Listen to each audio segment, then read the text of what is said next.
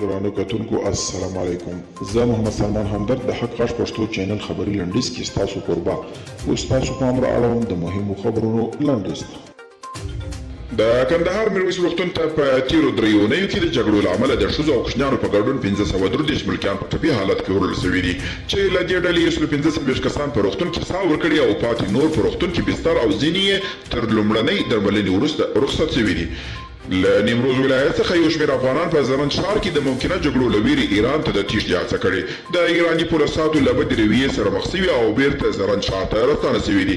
د پاکستان د ملي امنیت سلاکار وایي د افغانستان حکومت او طالبان باید مصالحه وکړي او پر سولې موافقه وکړي. معید یوسف ویلي نړیوال باید پوه شي چې امریکا هم په افغانستان کې د سیاسي حل لارې په لټه کې ده. د العربیه خبر له مخې ټاکل شوې د روان اګست په 11 نیټه امریکا، چین، روسیه او پاکستان د افغان سولې په تړاو د ترویکا پلس ناست وکړي. دغه ناسته د قطر په پلازمینه دوحه کې جوړیږي او د افغانستان لپاره د څلورو واړو هیوادو خاص استازي به ونډه پکې واخلي او د افغانستان لپاره ملګرو ملتونو ځانګړی استازي وایي د افغانستان کې روان وضعیت د جدي اندېښنې وړ دی. دیبورا لایز د افغانستان وضعیت په اړه د ملګرو ملتونو امنیت شورا ته په خپل راپور کې وویل چې افغانستان کې جګړه شدیده شوې او د روانې جګړې دوام د سوریې برخلیک سره افغانستان مخ کولی شي.